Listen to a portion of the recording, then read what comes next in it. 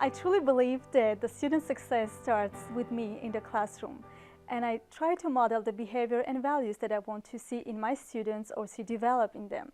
I want to give them this mindset of a winner, to teach them that success is not for extraordinary or lucky people, that success is gained by hard work, dedication. I try to create a congenial atmosphere, very positive, where students are not afraid of making mistakes as a powerful means that can make their learning deeper and better.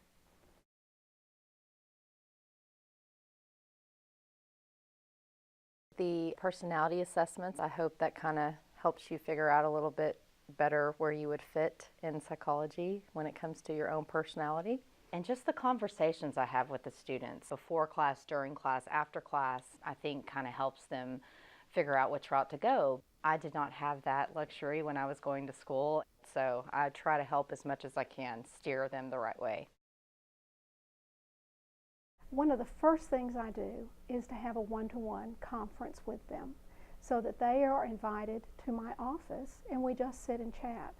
What I hope Caitlin has taken away from my class, as for all my students, is that sense of confidence that they can work hard, meet challenges, even experience failure from time to time, and pick themselves up and go again.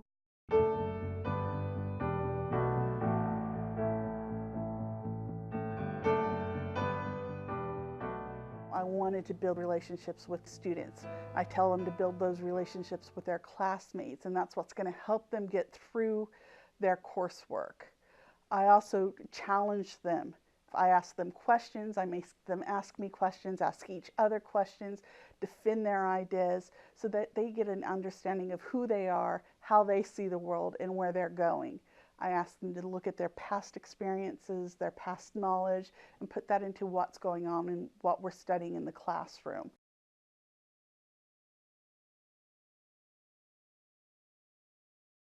A lot of the students in our classes, math is just a big obstacle towards what they want to do with their future, and they have to get through that. So that's basically what I try to do, is to help them see that this is not an obstacle, that it's a stepping stone to try to get to what they want to do with their life and with their future career. Let me help you, let's get through this, and then you can get on the road to what you really want to do with your life. 6 habits of mind that help a student succeed: persisting towards solutions, working with precision, asking questions, setting goals, monitoring your progress, working with others, learning to network. I want them to possess these characteristics. And I think whenever we can help a student not only visualize their dream, but help them create a game plan to get there, I think we've done a very good job.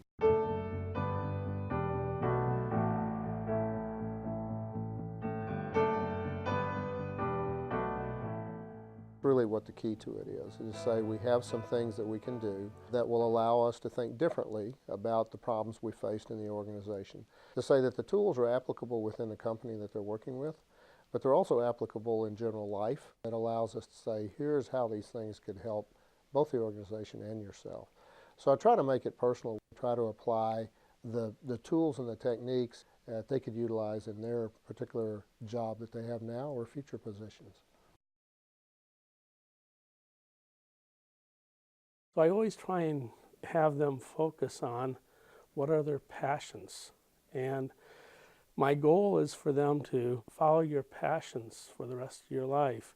I always tell my students that, hey, you'll be a great meeting planner, you'll be a great salesperson, you'll be a great travel person. And if you are in your passions, you will outwork anybody else as long as you're following your passions. So to me, it's a fairly simple power that you're going to have over your competition.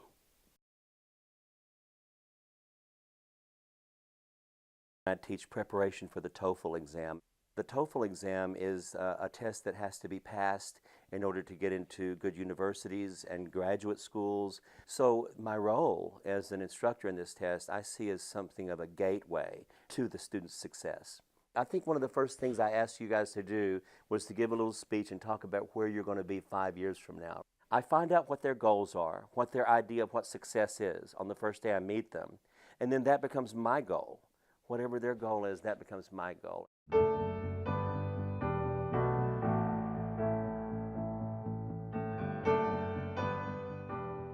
What I teach is I teach students to think about thinking.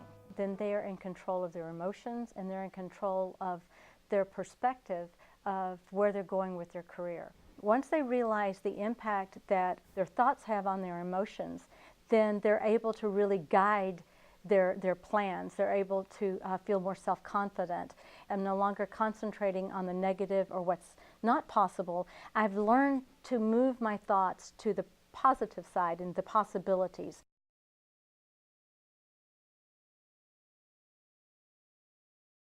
I usually begin on the first day of the semester and I ask the students what their ultimate career goal is.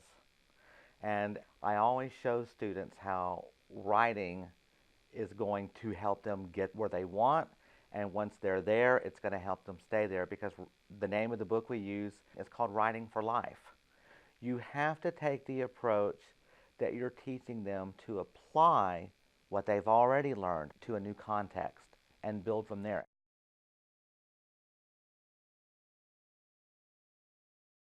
You can speak French and Spanish. You can only speak them, you know the culture, you know the insides and outs. That's been the greatest thing about it, is you've whetted my appetite for the culture, not just the language. In 10, 15 years, I will hopefully have my doctorate degree in IO psychology. Just a degree in itself would make me feel successful, because my mother did not graduate college. My father actually did not even finish high school. And so I want to get a degree. She took the time to know each of her students. I missed a couple of classes, and she emailed me, and I'm so happy that you brought me into your office and met with me about it. It really did, help me and got me back in gear and to check. She has set up these connections for us to make connections with each other on a personal level and an education level. If school can relate to work, then they're working together. So that's another thing that she does that helps me to be a successful person and a student. Miss James has given me the personal interaction with the way of looking at the math, the simple way of breaking down the problem. And so I'll definitely use the different styles that she has taught me. And in 10 years, I would very much like to do something in healthcare, but where I can actually apply the accounting concepts.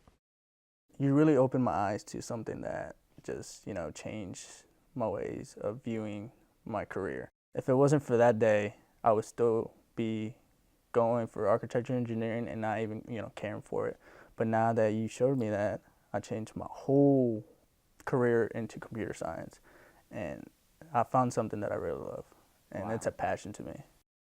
Companies that are smaller and maybe are growing a continuous improvement program and bringing it down to the personal level, putting things in the context of work that the individual, the student, the client may be in, really empowers that change. What Larry has helped our company to do is to stimulate that creativity that is maybe latent in each of us. I had done several career type positions and none of them were very fulfilling. Chuck encouraging us from that first day to follow our passions, it really spoke to my heart. And just to give us that compass to follow, that direction, helped me so much. The most important thing that I've learned from Professor Liam Murphy is about how to imagine success. Life is not about making money or benefits or anything else. Life about is how good you are and what's your goals and what you're gonna do to reach it, to fulfill it. No matter what, you have to work hard for it. Mrs. Cuttle taught me how to change my thinking to be more positive and less negative. Sometimes in life we're put into situations where we can't control the outcome, but we can control our attitude and our behavior. So I think a lot of what Mrs. Cuddle has taught me has to do with my attitude and how I view the situation, because I'm in control of it. I had just been discouraged by a lot of people in my family, a lot of friends, because they didn't think I was smart enough. My self-esteem wasn't really high.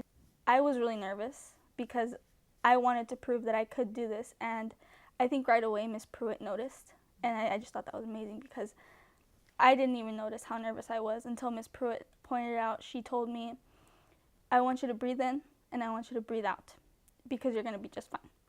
So that really helped me imagine success because someone finally believed in me.